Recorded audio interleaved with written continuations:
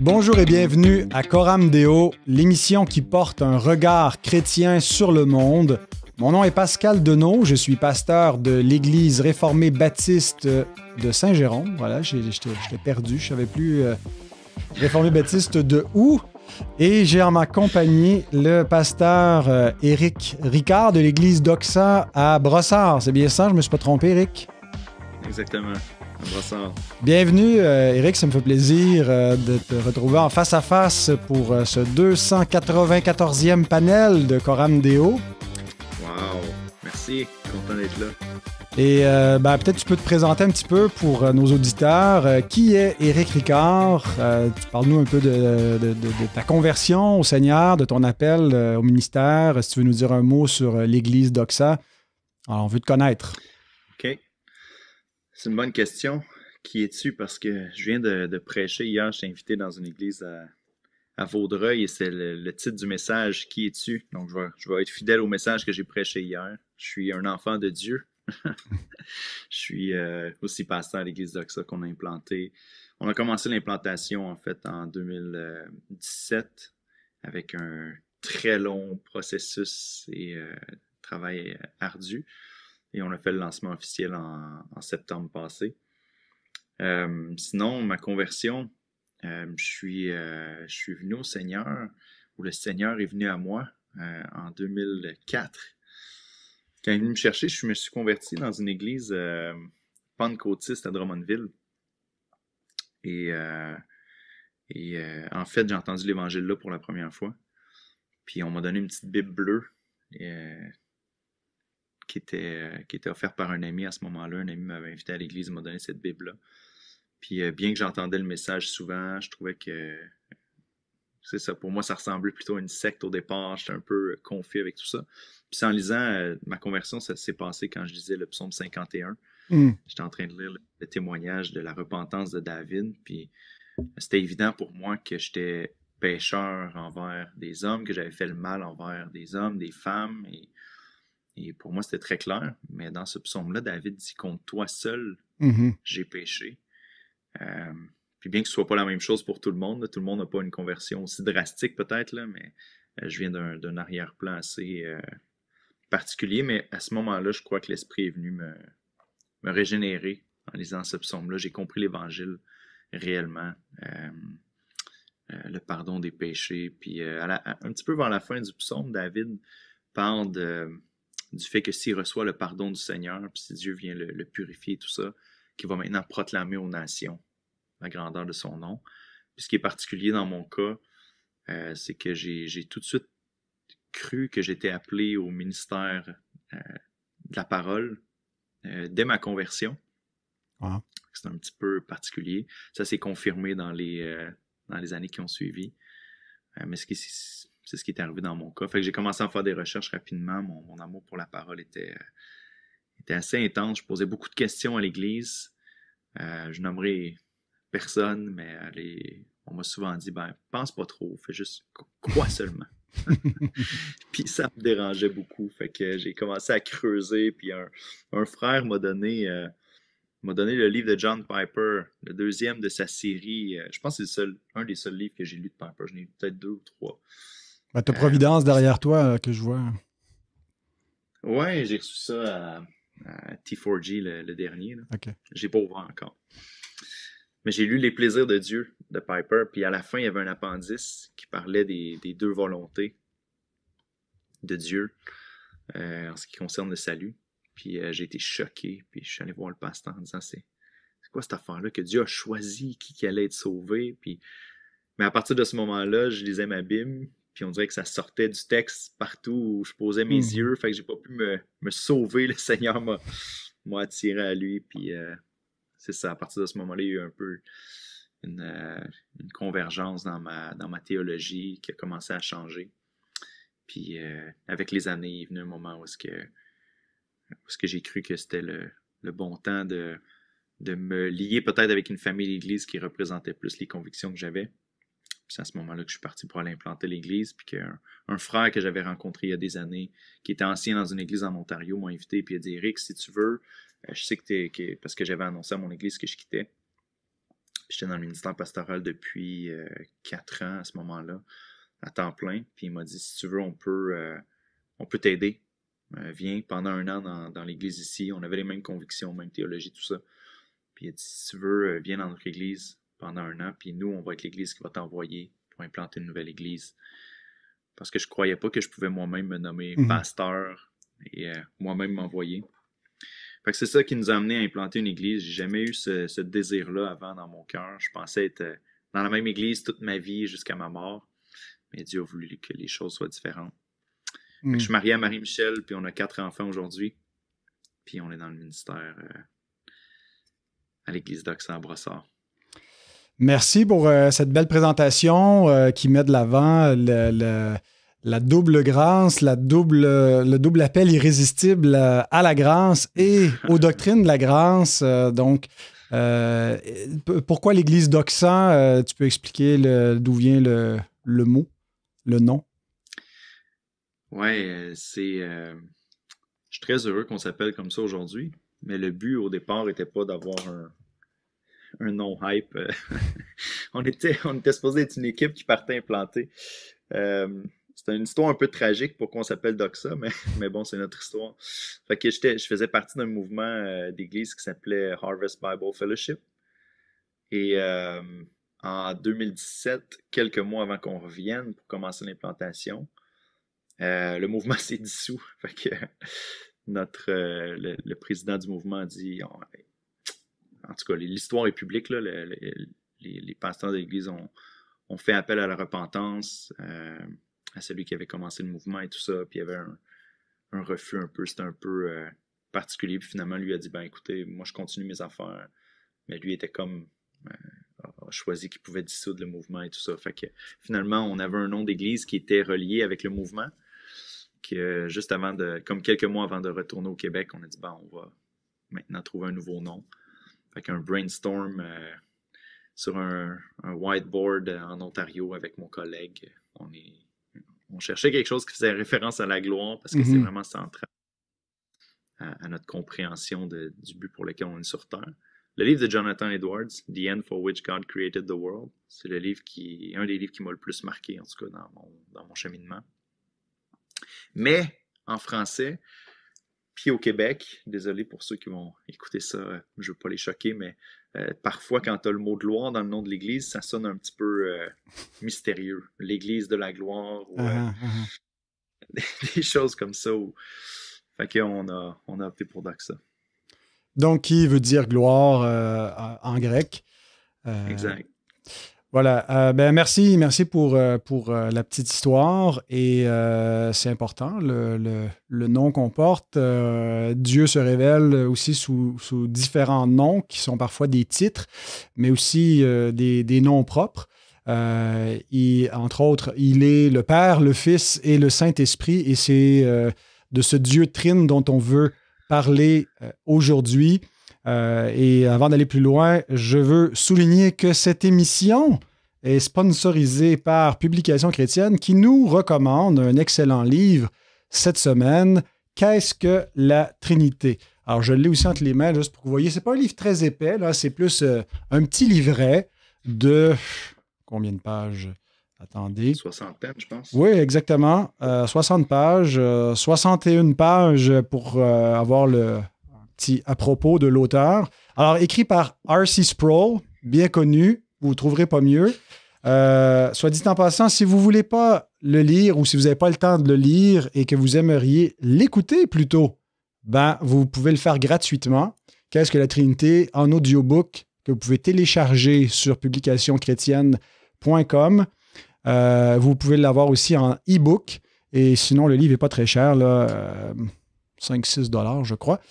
Donc, ça vous parle d'abord du monothéisme, un Dieu unique, mais pas n'importe quel monothéisme. Le monothéisme trine, alors le fondement biblique de la Trinité. Les controverses dans l'Église primitive, c'est important de comprendre comment les théologiens, les premiers théologiens chrétiens ont été amenés à interpréter la parole de Dieu et à comprendre les affirmations à la fois sur l'unicité de Dieu, mais sur la Trinité de Dieu, sur les relations entre le Père, le Fils et l'Esprit. Alors, quand on connaît un peu le contexte biblique, c'est pas, on n'ira pas en grande profondeur, mais c'est juste donner un aperçu. Ensuite, un en essence, trois en personne, donc la distinction entre l'essence divine et les personnes divines, et finalement les objections à cette doctrine avec les réponses qui viennent avec. Donc, R.C. Sproul, on ne se trompe pas, je vous le recommande. C'est les publications qui vous le recommandent. Alors, si vous n'avez pas à cœur de nous donner des sous, parce que vous pouvez le faire si vous voulez, vous pouvez aussi acheter des livres qu'on vous recommande avec les liens dans la description. C'est une façon de soutenir Coram Deo et de soutenir votre propre âme en lisant de bons ouvrages. Alors, pourquoi est-ce qu'on veut parler de la Trinité aujourd'hui? Ben, quand j'invite quelqu'un, je lui dis de quoi t'aimerais nous parler? Est-ce qu'il y a des sujets en particulier qui te tiennent à cœur? Et Eric me dit, ben, pourquoi est-ce qu'on ne parlerait pas de la Trinité et des aspects pratiques? Est-ce qu'il y a une raison pourquoi tu avais à cœur de nous parler de ce sujet-là, Eric?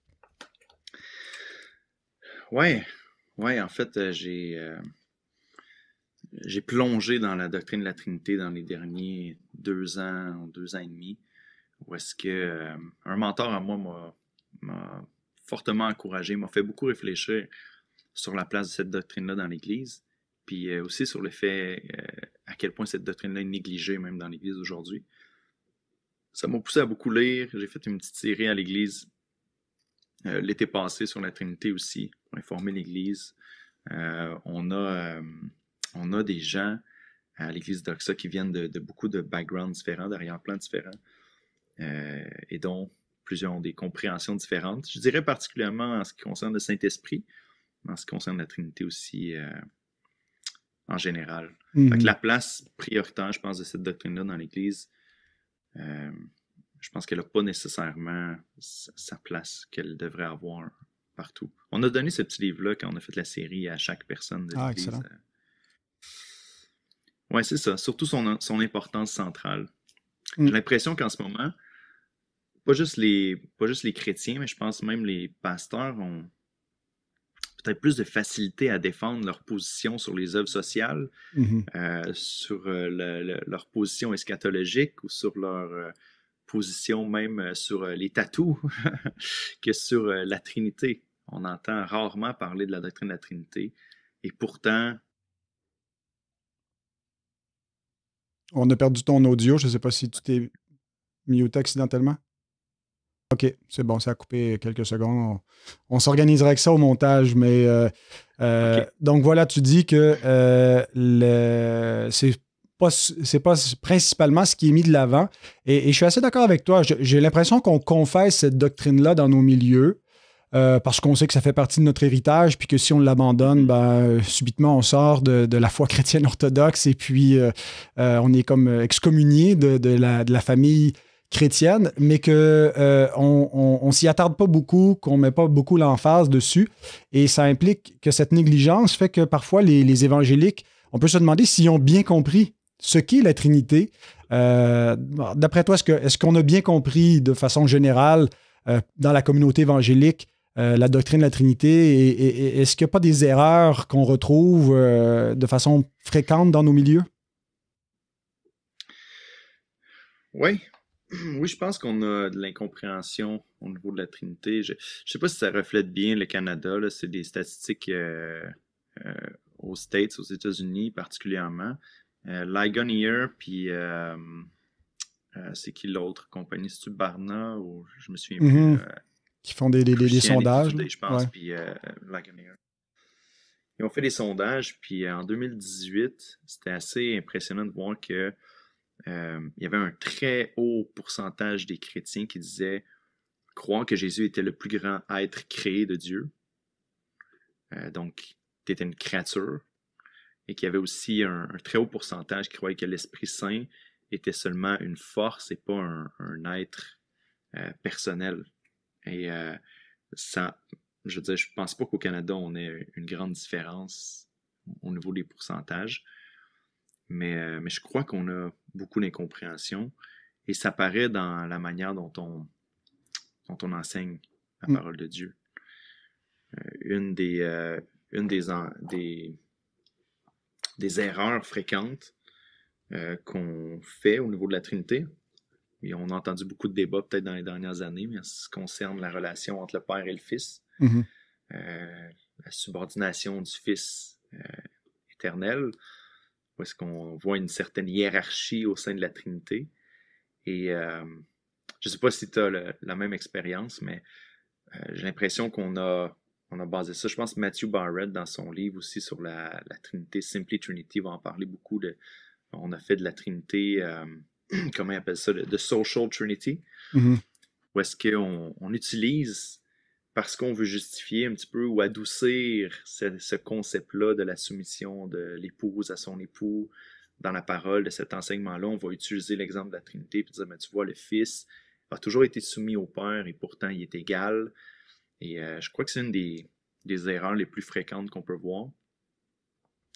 Sinon, la relation entre qui Dieu est et ce que Dieu fait, je pense qu'il est une erreur fréquente lorsqu'on enseigne sur la parole de Dieu, lorsqu'on lit les textes ou que la parole est prêchée. Des fois, j'ai l'impression qu'on a beaucoup de difficultés à discerner la distinction. On fait, autrement dit, de l'œuvre de Dieu sa personne. On interprète sa personne selon son œuvre. D'une certaine manière, c'est correct, mais ça peut nous conduire facilement à des erreurs assez graves. Mhm. Oui, ouais, c'est un bon point qu'il faut pas, faut faire attention de ne pas partir des enjeux sociaux contemporains pour, même si on fait des connexions entre la relation homme-femme et la relation entre le père et le fils, il faut appliquer ces connexions dans le bon ordre. On ne part pas de notre modèle social pour remonter jusqu'à Dieu et l'appliquer. C'est plutôt, ça doit être descendant et non pas ascendant. C'est pas Dieu qui est à notre image, c'est nous qui sommes à l'image de Dieu. C'est Thomas d'Aquin qui dit cela et c'est important donc de jamais définir Dieu à partir de l'homme. On définit l'homme à partir de Dieu, mais on ne doit pas réappliquer ces paramètres de l'image à l'original. Et je pense que c'est un petit peu ce qui arrive dans ce combat, dans ces gens qui veulent défendre quelque chose de légitime dans la culture où on est, où on nie un peu les distinctions créationnelles entre l'homme et la femme. Et puis, cependant, si ça nous amène à altérer la doctrine de Dieu, ça ne peut pas être justifiable. Alors, c'est malheureux parce que c'est effectivement des gens, les conservateurs, dans beaucoup d'enjeux sociaux qui sont du bon côté, si on veut, de la doctrine sociale, mais sont tombés du mauvais côté de la doctrine de Dieu, de la théologie propre dans cet enjeu-là. Heureusement, il y a eu quand même une réponse qui a été vigoureuse de l'Église elle-même, des évangéliques plus confessionnels, plus conservateurs dans leur théologie pour dire, pour répondre à ces erreurs-là, sans forcément dire qu'il faut arriver à l'égalitarisme et c'est tomber dans une espèce de libéralisme social, mais de dire il ne faut jamais que nos enjeux sociaux prennent le dessus et soit le paradigme à partir duquel on comprend qui est Dieu. Est-ce que d'autres choses que tu as à l'esprit par rapport à la conception évangélique? Là, on parle surtout des cercles peut-être académiques. Je pense que jusqu'à un certain point, dans nos églises, il y en a des gens qui ont peut-être suivi ce débat-là, mais moi, je dirais que la plupart des erreurs théologiques que je rencontre dans les milieux de l'Église, de la congrégation, et pas forcément là, des étudiants en théologie, des pasteurs, ça se situerait peut-être pas tout à fait à ce niveau-là. Mais de ton côté? Ouais.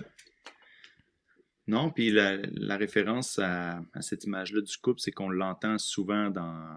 C'est quelque chose que les gens sont pas très conscients au niveau du subordinationnisme. Là. J'ai les termes plutôt anglophones, vous m'excuserez. Là, au niveau je pense que c'est les bons termes aussi classiques qu'on utilise en français. C'est ça, mais fait que ça, c'est sûr que c'est un enjeu, mais je pense qu'au niveau au niveau des gens en général, une des choses qui amène beaucoup de confusion, c'est la relation, justement, surtout la christologie, fait que la relation entre l'incarnation et la Trinité. Donc, comment que ça se passe exactement? C'est une des. Je pense qu'il y a beaucoup d'erreurs qui ressortent de là. Donc, qui était vraiment Jésus? Comment ça fonctionne la relation avec le Fils qui vient sur la terre, qui meurt, qui souffre, qui pleure? Est-ce que et cette relation-là avec Dieu? Non. Probablement qu'au niveau au niveau du quotidien, ça fait partie de. Les gens lisent la Bible. On encourage les gens pratiquement à chaque dimanche à lire l'Écriture. Ben, à chaque dimanche à lire l'Écriture, on prêche la parole de Dieu, on enseigne à partir de l'Écriture dans nos cours. Et donc, dans la lecture de la parole de Dieu, il y a des textes, à un moment donné, qui viennent à peut-être nous perturber un petit peu, puis à dire comment ça fonctionne exactement. Jésus qui parle à Dieu, mais qui est aussi Dieu, le Saint-Esprit qui est Dieu, qui est envoyé, puis qui en même temps vit en nous, mais qui n'est pas le même que le Fils, et on essaie de comprendre un peu comment ça fonctionne, et je pense qu'on arrive à des hérésies comme, justement, de dire que Jésus, ou que le Fils a été créé. On a des gens qui cognent à notre porte très souvent, qui croient à cette doctrine-là. Les témoins de Jéhovah, c'est une de leurs croyances, que le Fils est une créature et que l'Esprit est simplement une force et pas nécessairement une personne. Donc c'est très. Je pense que les gens dans le commun des mortels luttent avec ces questions-là très souvent.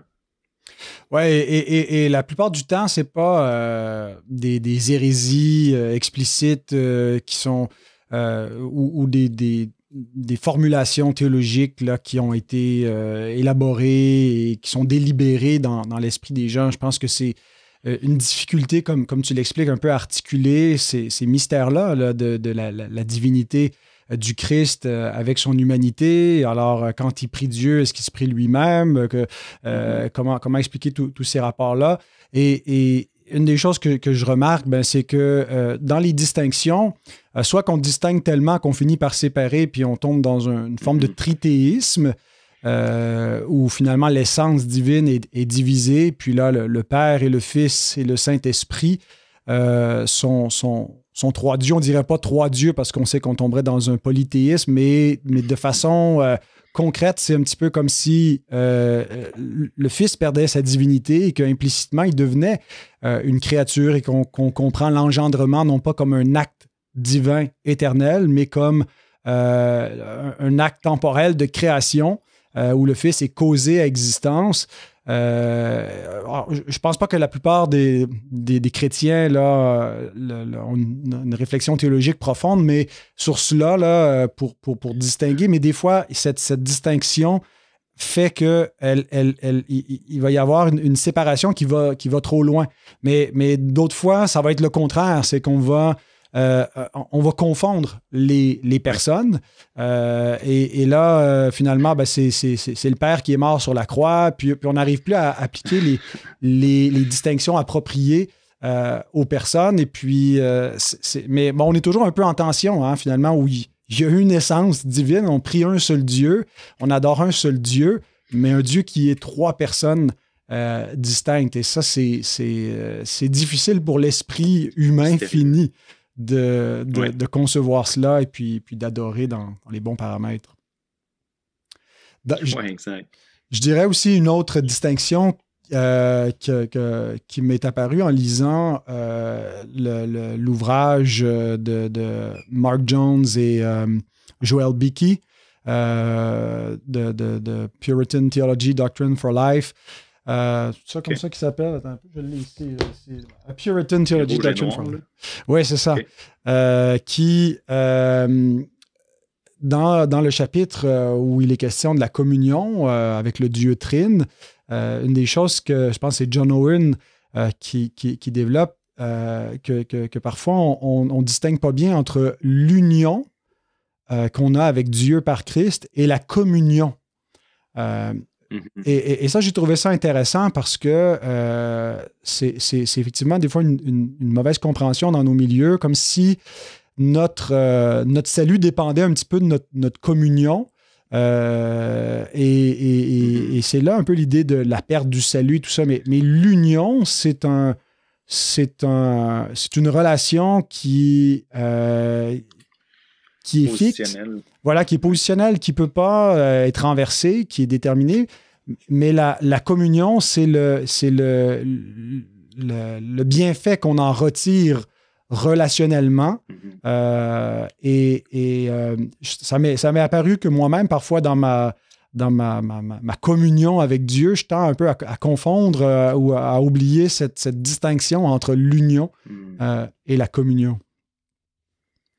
Oui, c'est un bon point. Puis on a tendance à culpabiliser ou se flageller dans ce temps-là parce qu'on mélange les deux. Oui, exact.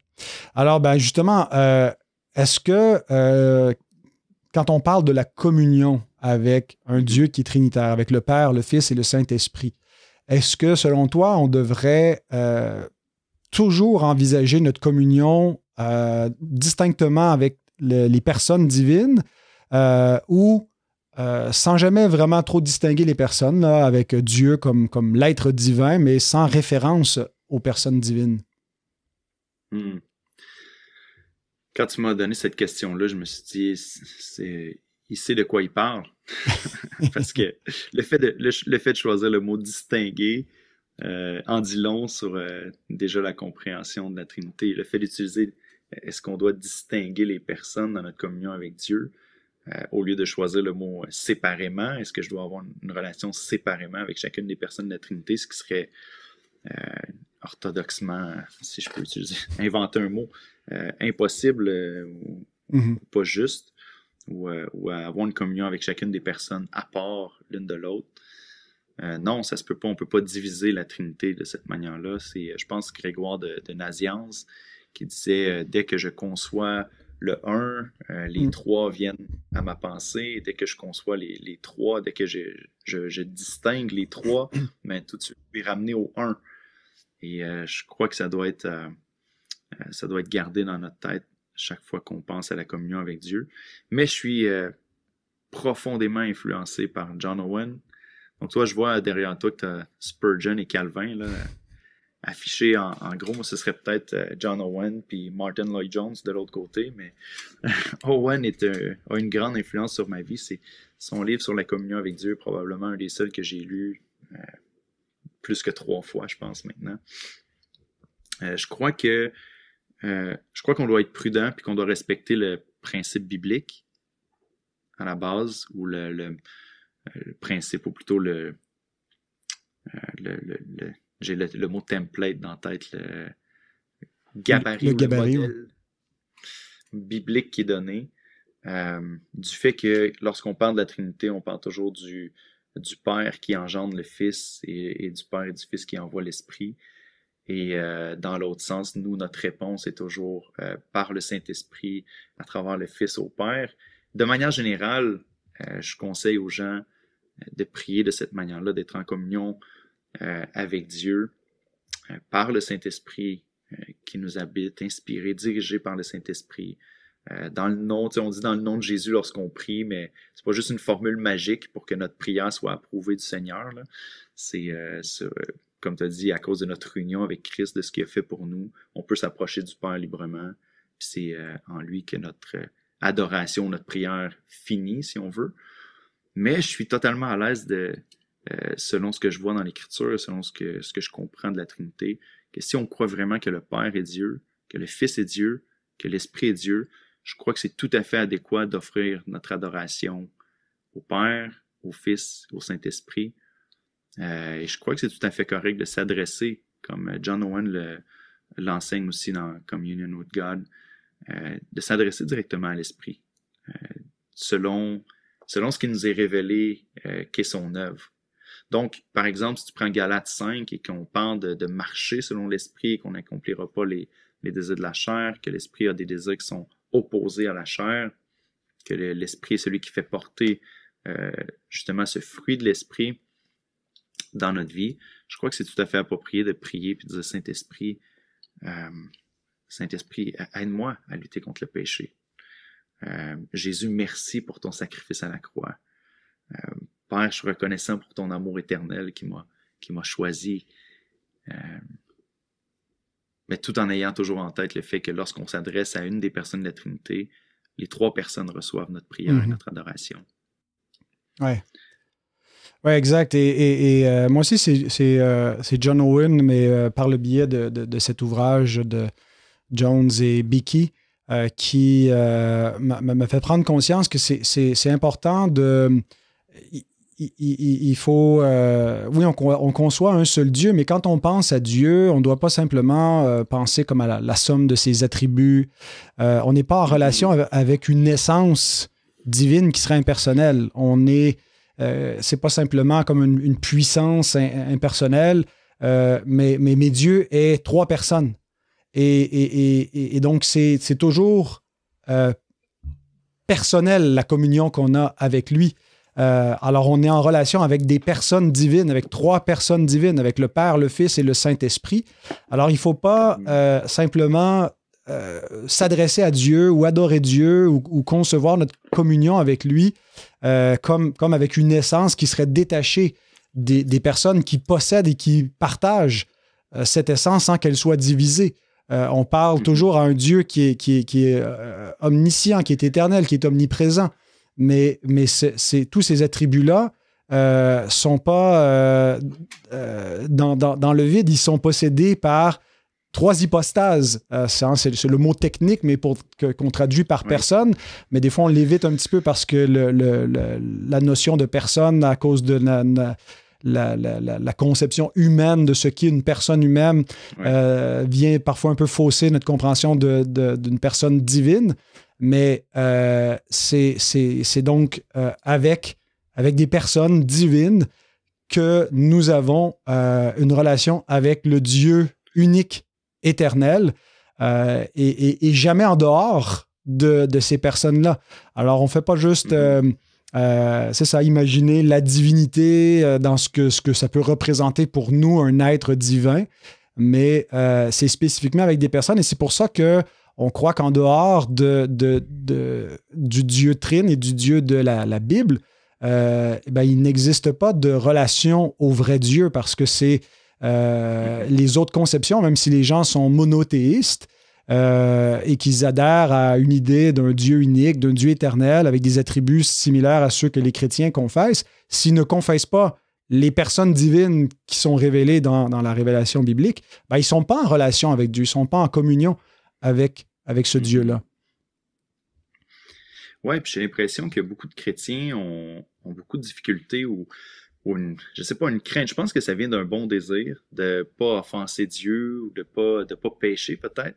Mais où est-ce qu'on a ce concept-là où on croit que Dieu est Trinité, Père, Fils et Saint-Esprit, mais qu'on ne va pas traiter les 3 personnes de la Trinité vraiment comme s'ils sont Dieu. Puis à ce niveau-là, on a peur de se dire, si j'adore si j'adore le Fils ou l'Esprit, puis pas le Père, je suis en train de dériver ou de faire de l'idolâtrie ou de désobéir à la parole de Dieu, alors que les 3 personnes sont pleinement Dieu. Donc, je pense qu'il y a une dichotomie ou une distinction peut-être dans ce qu'on dit croire et la manière dont on pratique vraiment notre foi.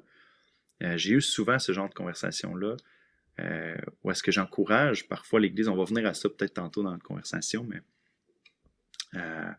ou John Owen dans son livre, lorsqu'il parle de s'adresser directement au Saint-Esprit, j'ai eu des conversations avec des chrétiens dans l'Église qui ont dit « Oh, mais est-ce qu'on n'est pas en train de sortir de cette orthodoxie-là ou de la foi chrétienne en faisant ça, on devrait seulement s'adresser au Père. Jésus nous a dit, lorsque vous priez, dites « Notre Père qui est aux cieux ». Et c'est intéressant de voir, j'ai été émerveillé puis encouragé de voir que les pères de l'Église avaient cette même approche face à la Trinité, puis trouvaient très important de considérer les 3 personnes de la Trinité comme étant Dieu dans la pratique, dans leur adoration et même dans leur communion.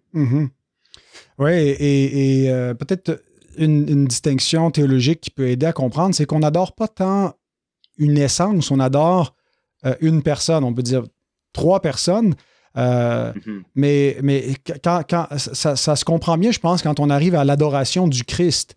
Bon, Jésus est l'objet d'adoration dans les évangiles. Les gens se prosternent devant lui, Thomas qui confesse mon Seigneur et mon Dieu, Mhm. les mages venus d'Orient qui se prosternent, qui l'adorent. On le voit pendant l'incarnation, on le voit à la résurrection, dans différentes apparitions, les femmes qui, dans Matthieu 28, saisissent ses pieds, qui l'adorèrent, et dans l'Apocalypse aussi, dans la révélation, Christ dans son exaltation céleste dans la gloire, où il est l'objet de l'adoration des anges et des hommes. Et quand on en vient à ce qu'il faut adorer le Christ, parce qu'on se dit, s'il est pleinement humain, il ne faut pas adorer la créature, il y a quelque chose de créé dans son être, dans sa nature humaine, mais on n'adore pas une nature, on adore une personne qui est divine.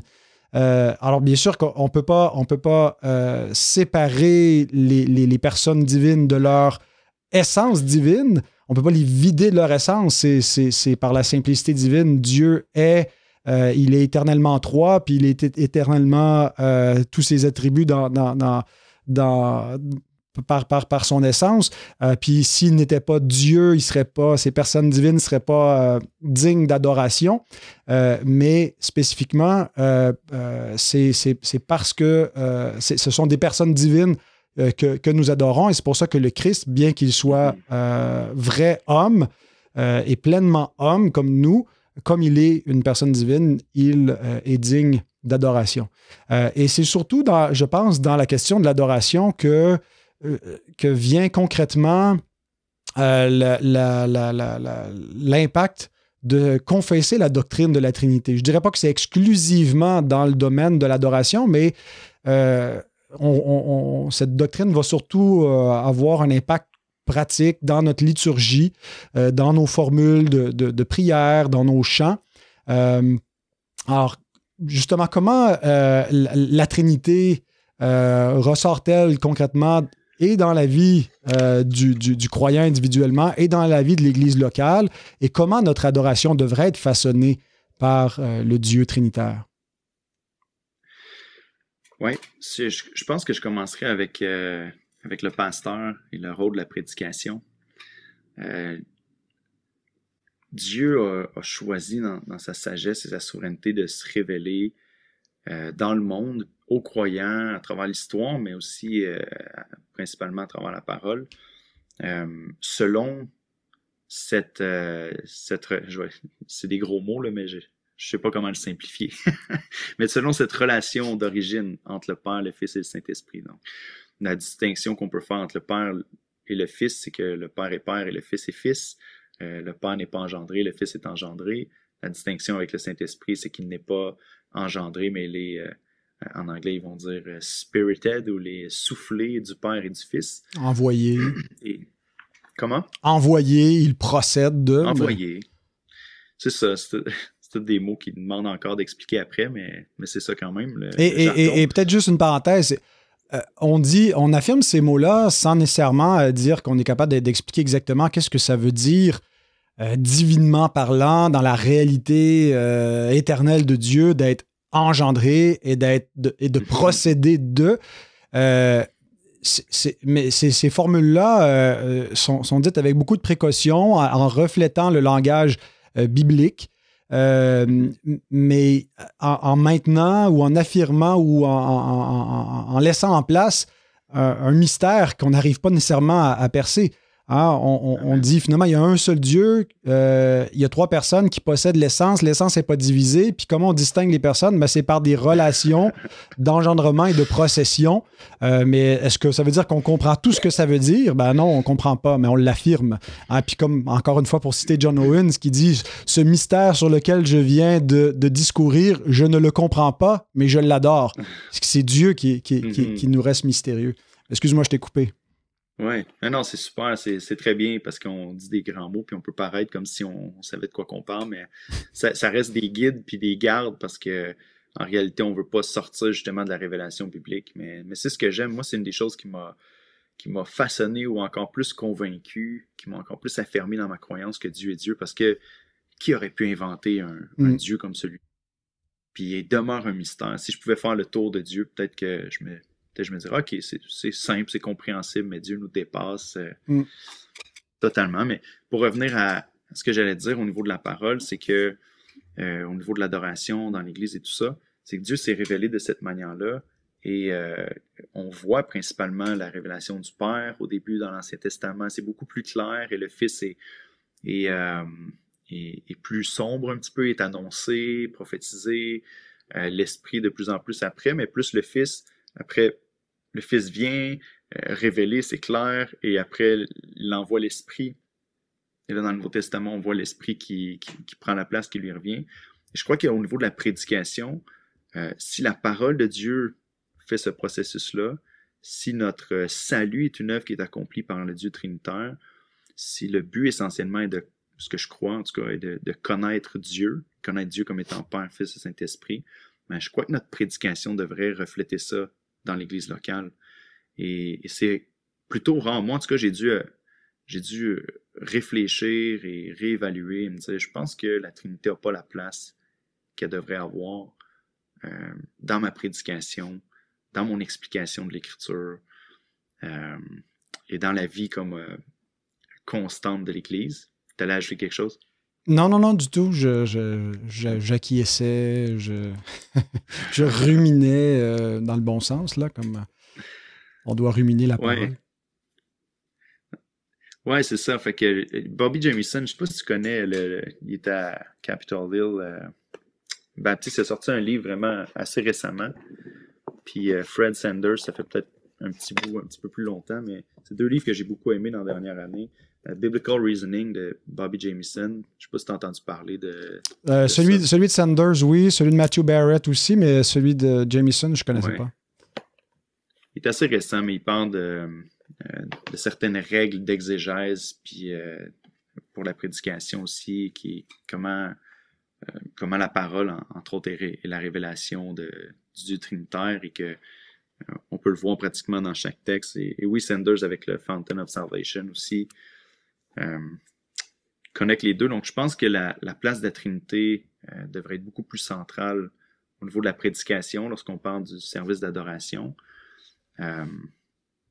Et maintenant, la question était au niveau de la vie de l'Église locale. Je pense que dans nos louanges aussi, dans les chants qu'on chante au Seigneur, lorsque j'ai fait la série sur la Trinité l'été passé, j'ai cherché des chants à caractère trinitaire et c'était très difficile à trouver. Et je me disais, je pense que ça révèle peut-être quelque chose à propos de l'Église. Les chants sont très puissants pour l'Église, pour apprendre la doctrine, mémoriser aussi notre foi, mais aussi l'expression de notre foi. Et peut-être que tu peux m'en nommer plus, là. Peut-être que j'ai pas cherché au bon endroit, mais... Chantez-vous des vieux chants. Je me suis retrouvé dans une conférence récemment où un des panélistes, c'était un panel, il disait bon, là, il faut s'actualiser un petit peu, là, on peut plus chanter là, les tunes qu'on chantait en 1980, il faut se mettre à jour dans notre répertoire. Ben, j'ai dit, nous, on est un petit peu plus en retard que ça. Là, on a 300-400 ans de retard. Mais on essaie de chanter justement les vieux hymnes. On fait place aussi à des chants plus contemporains, mais qui vont perdre assez souvent, pas toujours. Il y a des compositions récentes qui ont vraiment de la substance, mais beaucoup vont être beaucoup dans l'émotion, dans le ressenti. T'enlèves le nom de Jésus, puis t'es pas certain si ça parle de sa blonde. C'est ça, exactement. Et ce que j'aime des chants plus vieux, qui peut-être décoiffe un petit peu quand on n'a pas l'habitude de chanter, qu'on est vraiment dans une louange plus rythmée, plus contemporaine. Les gens, en tout cas, qui visitent des fois notre église, qui arrivent d'ailleurs, restent un peu surpris par nos hymnes.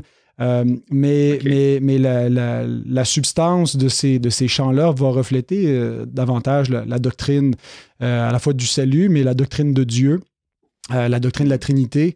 Donc, je pense qu'il faut aller juste fouiller dans des répertoires plus anciens.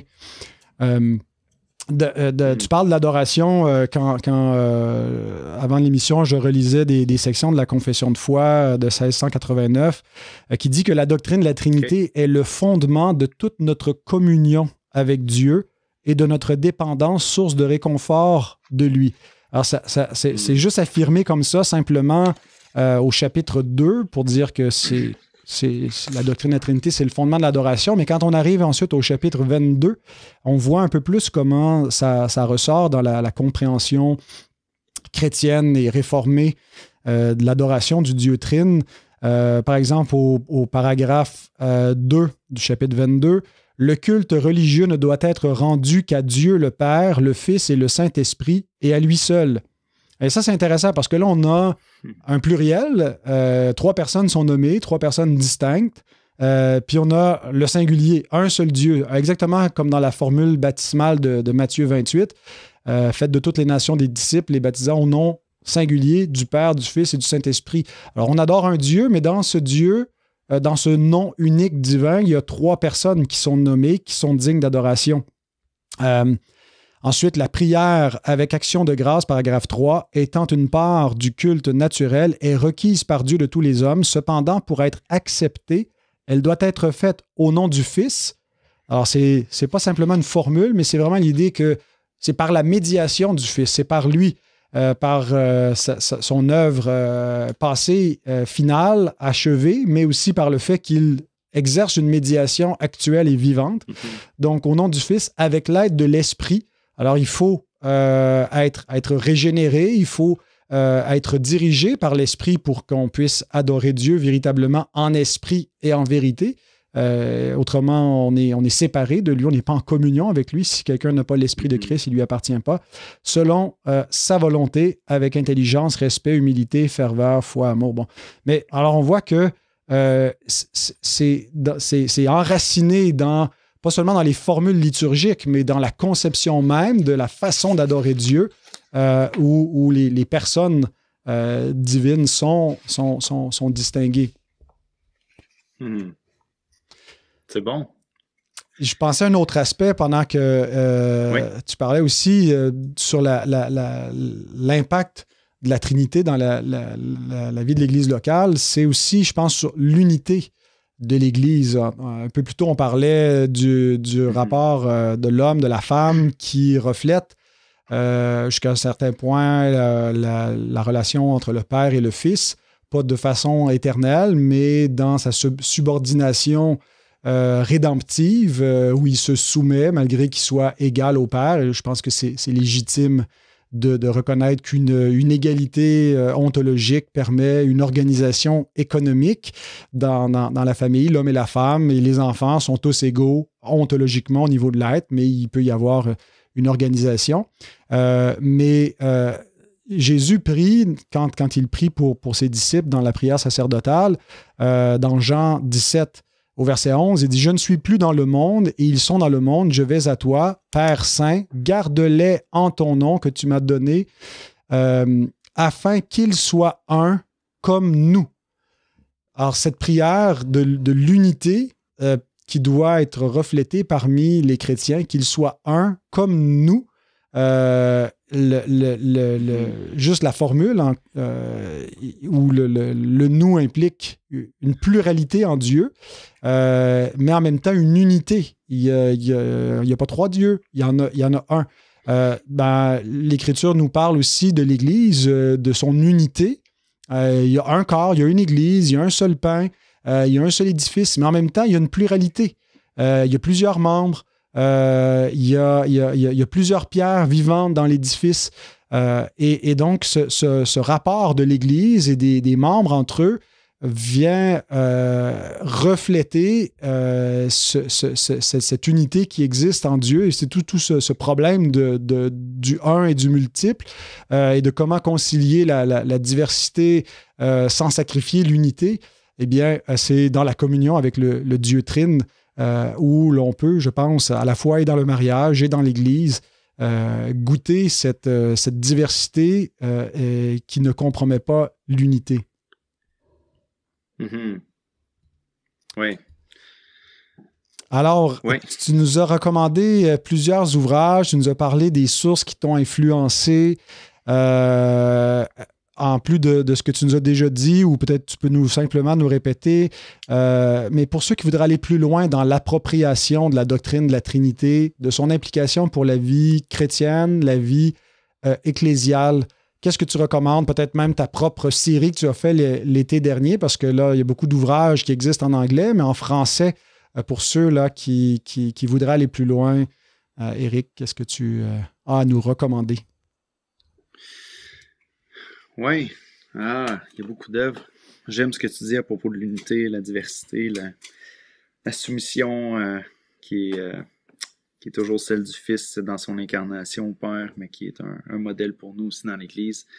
Cette communion-là entre les chrétiens qui reflète, c'est le même esprit qui vit en nous et qui nous unit à Dieu. Et j'ai recommandé il y en a tellement, j'ai plongé là-dedans dans les dernières années d'une manière un peu vorace. Et je crois que pour une ressource pour les pasteurs, je pense, ou ceux qui ont le cœur à lire beaucoup plus, ce serait celui de Robert Leatham, The Holy Trinity.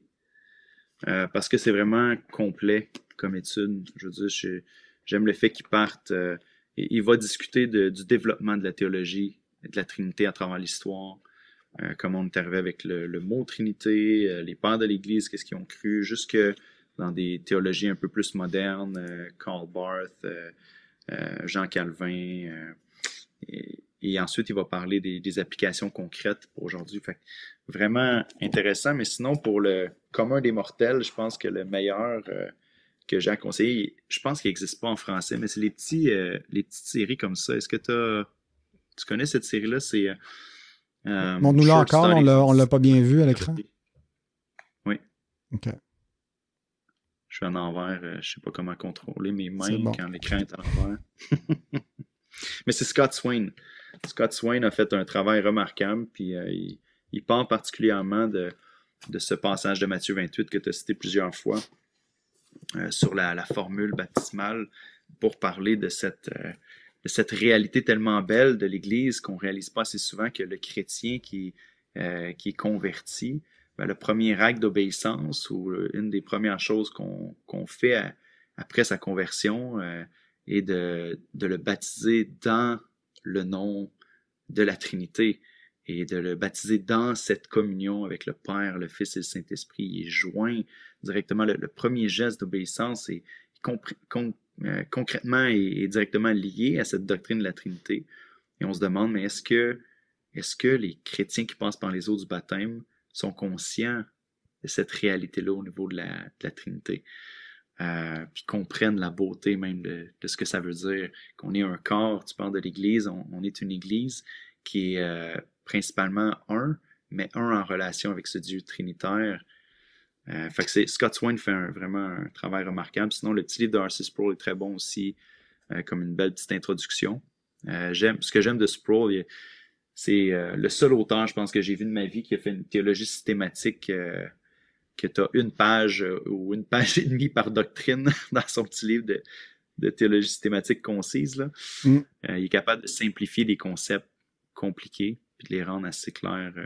Sans sacrifier la profondeur ou le propos, les éléments principaux. Hein, il est un théologien classique, là, finalement, qui ne va pas juste rendre ça ténu et presque insignifiant, mais montrer l'essentiel et vulgariser. Oui, il est très fort pour ça. Et c'est un bon auteur. Fait que ce petit livre-là est très, très encourageant. Sinon, je pense qu'un des encouragements que je donnerais à l'Église au niveau de commencer à le vivre peut-être un petit peu, c'est justement d'essayer de faire un peu un filtre des chants, d'être conscient quand on lit les textes bibliques, de quelle manière est-ce que cette doctrine-là est révélée en ce moment. Pas juste, ce que j'aime de Jameson, c'est qu'il nous appelle souvent, non, c'est Sanders plutôt, à faire un zoom out, puis avoir peut-être une théologie biblique, plus que d'avoir les yeux juste sur le petit contexte, mais de regarder à la révélation de Dieu. De dire, à ce moment-ci, dans le texte que je vais prêcher, comment est-ce que le Dieu trinitaire est révélé, puis comment je peux l'annoncer ici. Sinon, dans les chants, je pense que une des choses que j'ai trouvé bénissante dans la série, c'est le focus sur Éphésiens 1. Comment on voit le Père, le Fils et le Saint-Esprit et l'œuvre qui leur est attribuée dans le salut. Et peut-être de lire et relire et de garder ça devant nos yeux, ceux qui veulent commencer à étudier la Trinité peut-être, aller avec les textes bibliques. Il y en a plein qui sont clairs. Éphésiens 1, Matthieu 28 avec la formule du baptême, qui l'appelle aussi à aller proclamer son nom. 2 Corinthiens 13, John Owen qui va prendre cette formule-là de salutation, mais de demeurer dans l'amour du Père, la grâce de Jésus et la communion du Saint-Esprit. Et sinon, tu m'envoies ton petit livre de chant pour que je puisse voir les vieux hymnes qui parlent de la Trinité, parce que j'en ai pas trouvé beaucoup dans mes on utilise surtout le Célébrons Dieu, mais on chante aussi un petit peu dans le Psautier de Genève. On a réussi à s'approprier, je pense, peut-être 5 ou 6 psaumes qu'on fait. Certains avec la doxologie. C'est souvent dans les doxologies où on retrouve des formules trinitaires, où on donne gloire au Père, au Fils, à l'Esprit, l'adoration de l'Église là, qui est plus explicitement trinitaire que dans beaucoup des chants contemporains qui vont se focaliser surtout sur l'adoration du Père. Jésus, c'est notre body, puis le Saint-Esprit, c'est une influence qui nous... c'est un energy drink. Oui, c'est ça. Alors, voilà. Mais donc, oui, le Célébrons Dieu, il y avait des chants qu'on retrouve là, dans des trucs comme les ailes de la foi. Je pense que la version ou l'équivalent du Célébrons Dieu là, en Europe, c'était le... Ça ne me revient pas. C'est ce qu'on utilisait, en tout cas, le recueil de chants de la faculté de théologie évangélique. Là, mais bon, il me reviendra par la suite. Les ailes de la foi. Les ailes de la foi, c'était un des classiques. Si je le vois sur ma tablette, mais je n'arrive pas à lire le nom du recueil en question. Mais je pense que c'est ça, plus souvent dans les chants. Les chants qui ont traversé l'histoire, c'est comme les bonnes confessions de foi. Hein, c'est la quintessence, c'est ce qui a été... qui synthétise bien, qui communique bien les doctrines cardinales de la foi. Et comme tu dis, je pense que, on disait en commençant, la doctrine de la Trinité, c'est pas qu'on l'a abandonnée, mais c'est qu'on la néglige beaucoup. Elle est là dans nos confessions de foi, mais il faut vraiment la remettre de l'avant. Alors, j'apprécie ton appel aux prédicateurs de le faire par l'enseignement, mais ça devrait être aussi à ceux qui dirigent les louanges dans le chant, le choix des chants, de se focaliser sur ce Dieu, Père, Fils et Saint-Esprit. Oui, c'est ça. Mais je pense que c'est en tout cas, j'essaie, là, parce qu'on pourrait sortir d'autres doctrines et dire j'ai besoin de m'ajuster là aussi, mais c'est vraiment la Trinité est une doctrine centrale de la foi, puis que on la considère tellement importante dans notre énoncé de foi, mais ça devrait se refléter dans notre pratique aussi. Amen. Eh bien, changement de propos. Cette fois, on veut vous parler d'une série de conférences qu'il y aura au Québec avec la venue de Raphaël Charrier prochainement, qui a publié donc son livre « Vivre pour Jésus ». Et en partenariat avec Publications chrétiennes ou le ministère Revenir à l'Évangile, ou en tout cas, c'est à peu près du pareil au même, là, c'est tout le même gars qui est là-dedans, vient au Québec. Il va passer le 20 mai par le West Island. Il va être à l'église évangélique, l'église baptiste évangélique Emmanuel, le 20 mai. Le lendemain, la journée même, le 20 mai aussi, en soirée, il va être à Saint-Jérôme. Le 22 mai, à Rouyn-Noranda, à l'Assemblée chrétienne, chez Vincent Lemieux. Le 24 mai, à Drummondville, à l'Église baptiste de la foi. Le 25 mai, à Longueuil, Église de l'Espoir. Ça, c'est en connexion avec vous, l'Église d'Oxa. Et le 26 mai, à Québec, à l'Église baptiste de Charlesbourg. Le 27, au Saguenay, à l'Église La Bible parle. Et le 28 mai, à l'Église évangélique baptiste de Shawinigan Sud. Alors, plusieurs conférences ouvertes au grand public avec Raphaël Charrier. Je ne vais pas noter toutes les dates, je vais mettre un lien vers les différents événements Facebook. Ça nous serait très utile si vous vouliez partager sur vos pages Facebook. Tu voulais montrer son livre à l'écran, là, je t'ai donné tout l'espace pour le faire si tu veux mettre devant la caméra. Donc, si vous voulez aller cliquer sur ces liens-là, bien, vous pouvez nous aider à promouvoir l'événement, la venue de Raphaël Charrier en partageant l'événement, en y participant, où il présente finalement la vie chrétienne, la vie de disciples pour des nouveaux disciples. On l'avait déjà reçu à Coram Deo. Dieu voulant, j'aurai l'occasion de faire aussi un Coram Deo live avec lui lors de cette conférence à Saint-Jérôme le 20 mai prochain. Autre chose que tu voudrais nous annoncer, Éric, avant qu'on dise bye-bye? Non, rien à annoncer. Merci de m'avoir accueilli, Pascal. Bon, ben, si les gens veulent en savoir plus, c'est doxa.ca, c'est ça le site de l'Église?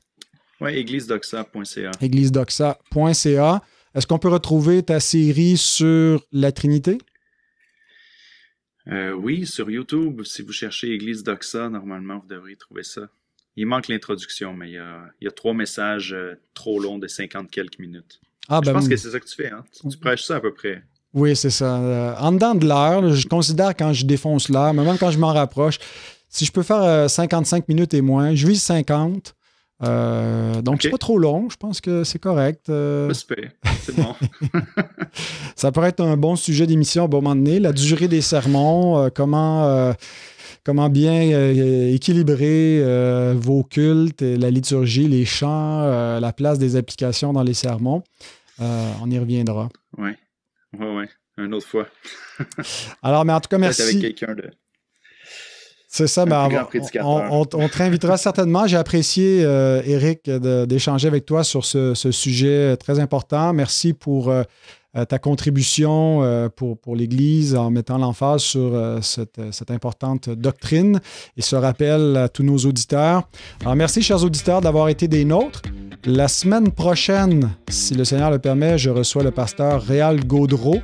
On va parler d'intelligence artificielle. On veut comparer, c'est quoi l'intelligence artificielle avec l'intelligence réelle? Est-ce que l'intelligence artificielle représente certains dangers pour aujourd'hui, pour l'Église, pour le monde, la société en général? Voilà notre sujet. Donc, soyez des nôtres. Merci encore, Éric, et à la semaine prochaine. Merci, Pascal. Salut.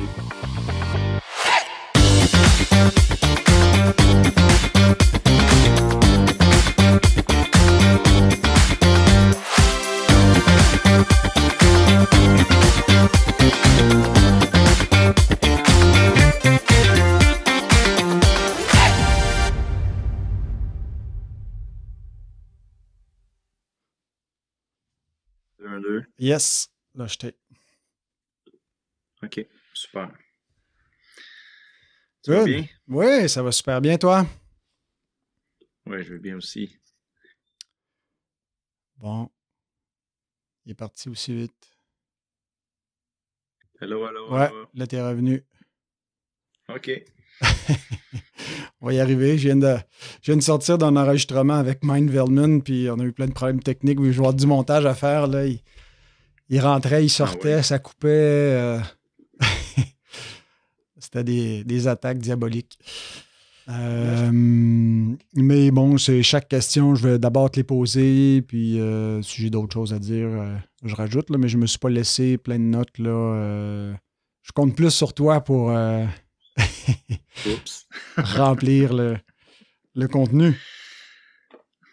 Moi, je comptais sur toi. Ben, écoute, on va compter sur le Seigneur. Hein? Celui qui prend malheur à celui qui prend la chair pour appui.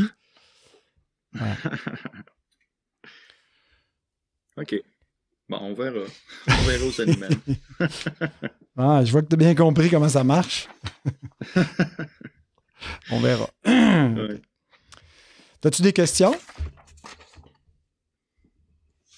Non, j'en ai pas. Okay. Je suis pas habitué de faire ce genre de choses-là. Fait que OK. Je suis très content de le faire avec toi, là, mais on verra qu'est-ce qui ressort de ça. Sens-toi à l'aise de tout flusher si jamais. Non, je ne penserais pas. Là. Nous aussi, on utilise des pots maçons à la maison. On avait une tonne dans notre remise il y a longtemps. Puis quand c'est devenu à la mode, on a dit bon, ben, on est à la mode pour un long bout de temps. Oui, c'est ça. Mais c'est pratique. Tu peux mettre un couvercle. Il y a différents accessoires qui peuvent s'agencer avec ça. Ouais, c'est un bon format. Il rentre une pinte exactement. Ah oui? Ben dans les 500 millilitres, là, les demi. Fait que, quand tu veux verser ta IPA d'une shot. C'est parfait. Le meilleur contenant. C'est ça.